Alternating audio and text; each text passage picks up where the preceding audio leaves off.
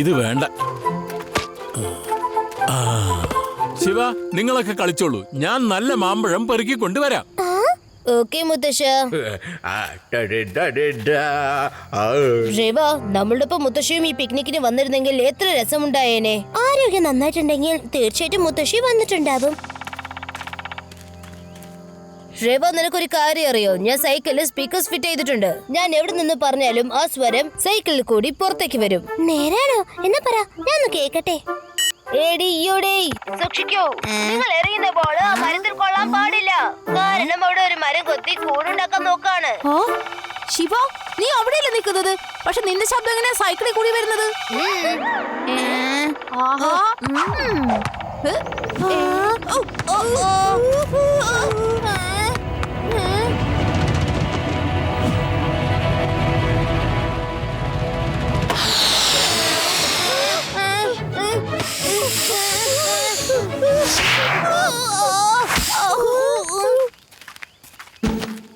കണ്ടോ, ഞാൻ പറഞ്ഞതല്ലേ സൂക്ഷിക്കണമെന്ന്. നിങ്ങൾ ആ മരം കുത്തിയ വല്ലാതെ ദേഷ്യം പിടിപ്പിച്ചു, അറിയോ? അതിന് ദേഷ്യമൊന്നും പറയട്ടെ, അതൊന്നും കരുതി ഞാൻ പേടിക്കൊന്നുമില്ല.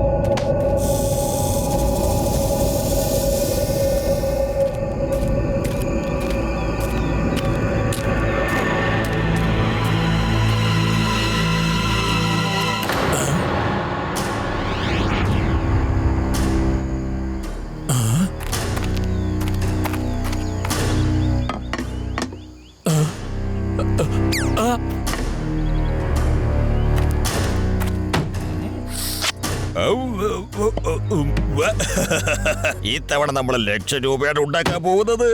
എന്തൊക്കെയാ പറയുന്ന? 1,00,000 രൂപയെന്നോ? കോടിക്കണക്കിന് രൂപ വില വരുന്ന മരത്തടികൾ ഉണ്ടെന്നേ. ചന്ദനത്തടിക്ക് കോടിക്കണക്കിന് രൂപ വിലയുണ്ടെന്ന് നിനക്ക് അറിയില്ലേ? ഇത്തവണ മുത്തച്ഛന് ഭയങ്കര സന്തോഷാവും. അല്ലെങ്കിൽ നോക്കിക്കോ. ഇവർ എന്റെ പേരെന്തിനാ പറയുന്നത്? എനിക്ക് 1,00,000 രൂപ തരാമെന്നോ? ഇനിയിപ്പോ ഇവര് ഭീം സിംഗിനോ മുത്തശ്ശിക്കോ കൊടുക്കാമെന്നാണോ? ഏയ്, എന്താണ് ഇവിടെ നടക്കുന്നത്? ഞാൻ അറിയട്ടെ, പറയൂ. എല്ലാ മാസവും ഞങ്ങൾ 1,00,000 രൂപ സമ്പാദിച്ചു കൊടുക്കുന്നുണ്ട്. അങ്ങനെ ആകുമ്പോ കോടിക്കണക്കിന് രൂപ സമ്പാദ്യം മുത്തശ്ശനും ഉണ്ടാവുമല്ലോ. പക്ഷേ എനിക്ക് ഇന്ന് വരെ ഒരു 10 പൈസയുടെ വരുമാനം ഉണ്ടായിട്ടില്ല. മുത്തശ്ശിക്കോ ഭീം സിംഗിനോ കൊടുത്തോ? അല്ല, ഈ വയസ്സായ ആളാരാ? എവിടുന്നാ കെട്ടി എഴുന്നള്ളിയത്? ബോസിന്റെ കല്യാണം എപ്പോഴാ കഴിഞ്ഞത്? എന്റെ അമ്മാവ, ഞങ്ങള് നിങ്ങളുടെ കാര്യമല്ല പറഞ്ഞത്. ഞങ്ങളുടെ ബോസ് ഭവാനി ശങ്കറിനെ കുറിച്ചാ പറഞ്ഞ്. നിങ്ങളിപ്പോ എവിടുന്ന പൊട്ടി വീണേ? വല്ല പോലീസുകാർ വേഷന്മാർ വന്നായിരിക്കും. കൈവൊക്കെ ആൻസപ്പ്. നിങ്ങളോടല്ല, അങ്ങേരോടോ പൊക്കാൻ പറഞ്ഞ. ഹലോ ഓൾഡ് മാൻ, നിങ്ങളോടാ പറഞ്ഞ കൈവക്കാൻ. ഞാൻ വെറുതെ ഇവിടെ വന്ന് പെട്ടു. വല്ല കാര്യം ഉണ്ടായിരുന്നു ഇവിടെ വരാൻ? അങ്ങോട്ട് നിന്നാ മതിയായിരുന്നു. എക്സ്ക്യൂസ് മീ, ഞാനൊരു ഫോൺ ചെയ്തോട്ടെ? ചെയ്തോ. Thank you. Hello Laddu Singh. താനെന്തിനാണോ ഫോൺ ചെയ്യാൻ പറഞ്ഞ? അയാൾ ചിലപ്പോ പോലീസിനെ വിളിക്കുന്നത്. വേഗം ചെന്ന് പിടിക്ക. അതെ, എന്റെ മമ്മി എന്നോട് പറഞ്ഞിരിക്കുന്നത് മുതിർന്നവര് പറയുന്നത് അനുസരിക്കണമെന്നാ. ഇതിനിടയ്ക്ക് മമ്മി അവിടെ വന്ന് വേഗം ചെന്ന് അയാളെ പിടിക്കണം. ഞാൻ ഓടി.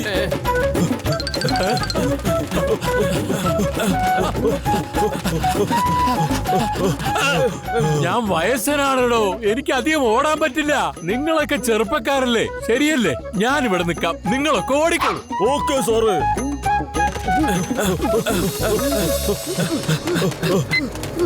ലഡ്ഡു സിംഗ്, ഞാൻ ചന്ദനമര കൊള്ളക്കാരെ പിടിച്ചിട്ടുണ്ട്. വേഗം വായോ, ഈ കാട്ടിലേക്ക് എത്രയും പെട്ടെന്ന് വരാൻ നോക്ക്. മരം ചുറ്റാണ്ട് വേഗം അയാളെ പിടിക്കാൻ നോക്ക്. അയാള് പോലീസിനാണ് വിളിക്കുന്നത്. പക്ഷെ മമ്മി എന്നോട് പറഞ്ഞിട്ടുണ്ട് മുതിർന്നവർ പറയുന്ന വാക്കുകൾ അനുസരിക്കണമെന്ന്. ഒന്ന് മിണ്ടാതിരി മമ്മിയുടെ പുജാര മോനെ. ഒന്ന് വേഗം നിന്ന് അയാളെ പിടിക്ക. എന്നാ ശരി.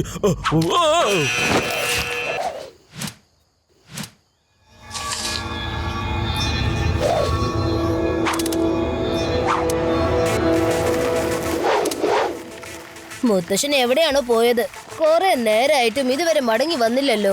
ഈ മുത്തച്ഛനെ ഇവിടെ എങ്ങും കാണുന്നില്ലല്ലോ.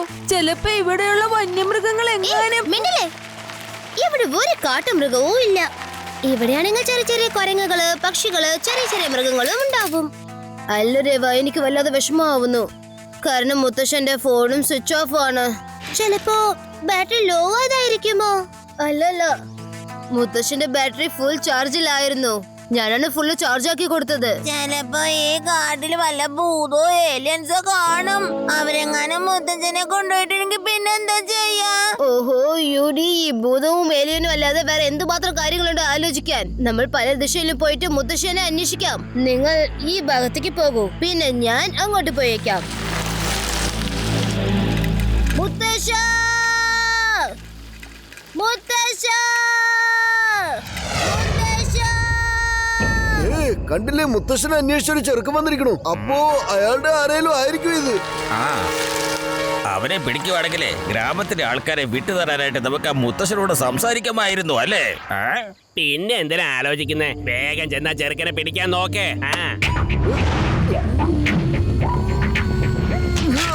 ഇതെന്താ ഈ ചെയ്യുന്നത്? എന്നെ വിട്.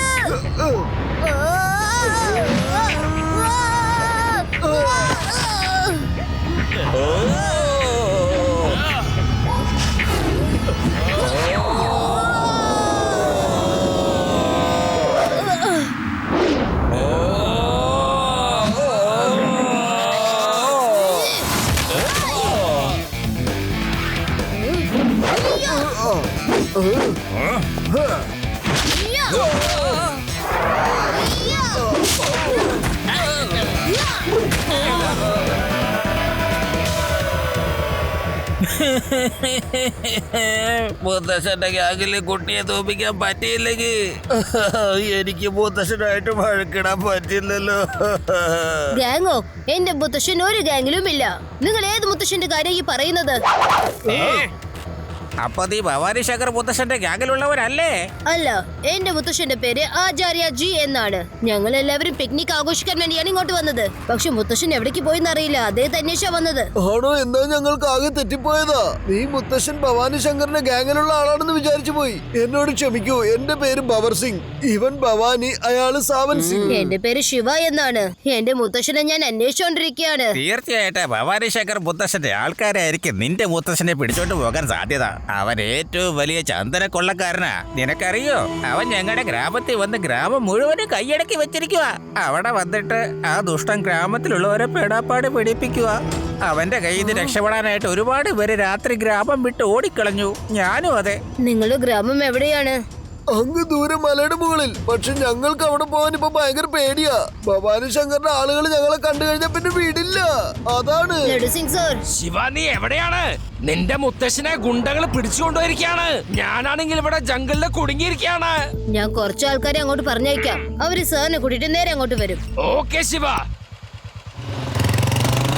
ഞങ്ങൾ ഇൻസ്പെക്ടർ സർ ലഡു സിംഗ് കാട്ടിൽ എവിടെയോ വഴി തെറ്റിപ്പോയി. കൂടാതെ എന്റെ കൂട്ടുകാരും മുത്തശ്ശനെ അന്വേഷിച്ച് കാട്ടിലൂടെ നടക്കാം. ദയവേത് നിങ്ങൾ എല്ലാവരെയും കൂട്ടി ഗ്രാമത്തിലേക്ക് ചെന്നോളൂ. ഞാൻ ആ വഴിക്കാണ് പോകുന്നത്. ശരി ശിവ, ഞാൻ അവരെയും കൂട്ടി നിന്റെ അടുത്തേക്ക് വന്നേക്കാം. അല്ല, മുത്തശ്ശനെ എവിടെയും കാണാനും പറ്റിയില്ല. ശിവയുടെ ഫോണും കിട്ടുന്നില്ല. എവിടെ മുത്തശ്ശൻ എവിടെയാണ്? ലഡു സിംഗ് സാറേ, എന്തായാലും സാറിനെ കണ്ടത് വളരെ നന്നായി. ഡോണ്ട് വറി, ഞാനിപ്പോ വന്നല്ലോ. ഇവിടുന്ന് 50 കിലോമീറ്റർ വളരെ ദൂരെ വരെ ഈ ജംഗല് മുഴുവൻ എനിക്ക് നന്നായിട്ട് അറിയാം. നിങ്ങൾ പേടിക്കണ്ട. വന്നേ, എന്നോടൊപ്പം വന്നേ.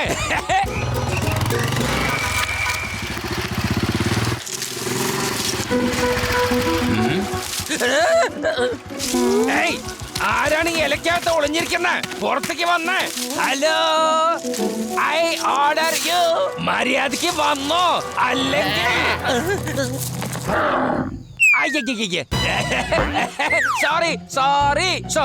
Sorry I say sorry.